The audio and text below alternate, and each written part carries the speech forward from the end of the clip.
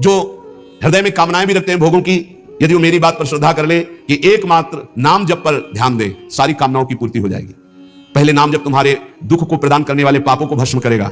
यदि आप चाहते हैं कामना की पूर्ति होगी। यदि आप कामना की पूर्ति ना चाहें तो भगवत प्राप्ति करा देगा नाम जप। 8 सिद्धियां जिनके नाम में विराजमान हैं, वशीभूत हैं।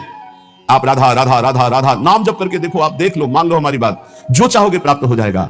भ्रूभंग मात्र से जिनकी सृष्टि का सृजन, पालय और लय होता है, सृजन होता है, पालन होता है और लय होता है, ऐसे भगवान को अधीन करने की सामर्थ्य एकमात्र नाम में है। ऋषिकेश भगवान की आराधना, मोक्ष, प्रेम, जो चाहोगे प्राप्त हो जाएगा। नाम जप करो। धिक्कार है उसके जीवन को जिसने भगवान की तरफ नहीं देखा। धिक्कार है उसके जीवन को जिसको भगवान ने कृपा करके नहीं देखा। मन क्रम वचन छाण चतुराई तो भजत कृपा करी है रघुराई, अर्थात उसका जीवन व्यर्थ है जिसने नाम जप नहीं किया। यदि भगवान श्री हरि की आराधना नहीं की तो ये देहधारी जीव तेरी दुर्दशा होगी। देखो भगवान का आराधना का स्वरूप देखो।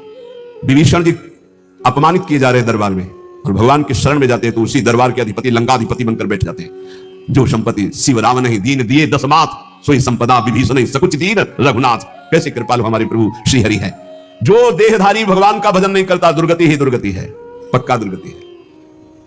सर्वव्यापी श्री हरि की आराधना जिसने किया उसका जीवन धन्य हो गया। इसलिए मान लो जीवन का परम लाभ धन्य करना, जीवन का नाम जप करना है। चाहे जैसी परिस्थिति हो। क्या पैसा लगता है? राधा राधा राधा। इसमें कौन सी आपकी बहुत सी बड़ी मेहनत लगती है? राधा राधा राधा। नाम जपने में क्या जाता है आपका? सब कुछ प्राप्त हो जाएगा। ध्यान रखना। कल एक 28-30 वर्ष की अवस्था ठाकुर जी को लिए हुए, स्वस्थ शरीर, आंखों से अश्रु प्रवाह, कह रहे थे ऐसी कृपा हमारे ऊपर क्यों हुई? मैंने तो कुछ ऐसा नहीं किया, बहुत ही गलत आचरण करने वाला, और आज ठाकुर जी को मैं जी नहीं सकता इनके बिना। ये क्या है? ये क्या? संत वाणी का प्रभाव अंदर गया, जीवन के पूरे जीवन को परिवर्तन कर दिया, जीवन का जीवन परिवर्तन कर दिया। बहुत दुर्लभ ये बात है। यही सबसे बड़ा चमत्कार है। मन विषयी भोगों में लगा हुआ और हटकर प्रिया प्रीतम में लग जाए, सबसे बड़ा चमत्कार।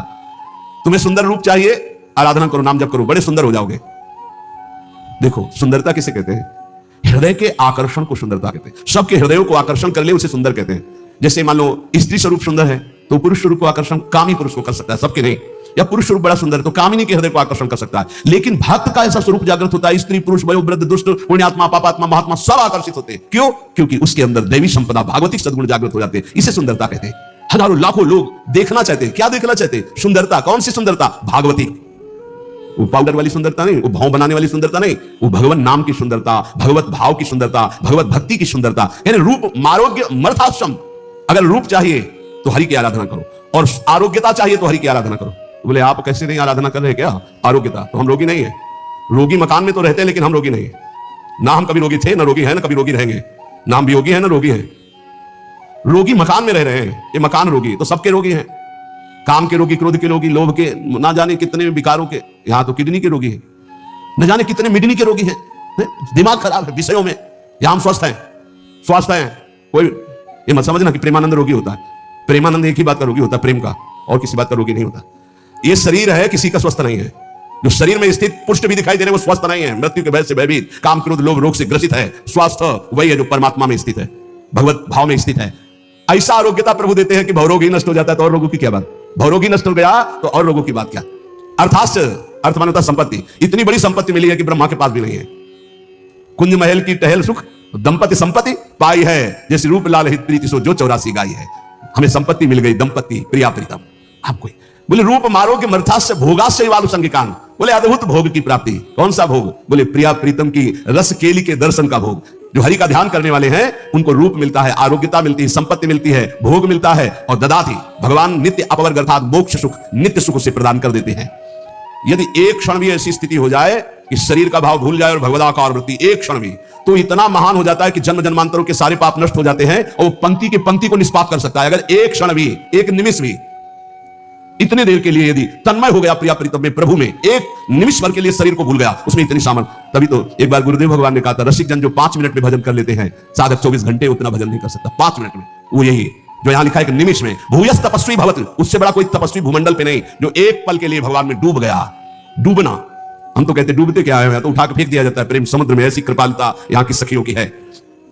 जिसके कान में भगवान का नाम नहीं पड़ा, कीर्तन नहीं पड़ा, कथा नहीं पड़ी, जिसके कानों में भगवान नाम नहीं पड़ा, भगवत चर्चा नहीं पड़ी, तो बोले वो नर पशु है। नर पशु मनुष्य रूप में पशु है, वो कुत्ता है, वो विष्ठाभोजी सुअर है, वो ऊंट है, वो गधा है। सवाल, कुत्ता ऊंट क्यों? क्योंकि भगवान से विमुख है, तो बोझा ढो रहा है संसार का केवल गधे की तरह। कुत्ते की तरह, जैसे कुत्ता इस भोग से उस दरवाजे में खाने, ऐसे भोगों में भटक रहा है केवल। जैसे ऊंट है ना, कांटे की वस्तुएं खाने में बहुत अच्छा लगता है, ऐसे गंदे विषयों को भोगने में केवल अच्छा समझता है। जिसके कानों में भगवत चर्चा नहीं गई, जिसने अपनी जबान से भगवत नाम कीर्तन नहीं किया, वो पशु से भी गया गुजरा है। मनुष्य के कान बने हुए भगवत चर्चा सुनने के लिए, जबान मिली हुई है भगवत प्राप्ति के लिए। खूब नाम जप करे, नाम कीर्तन करे।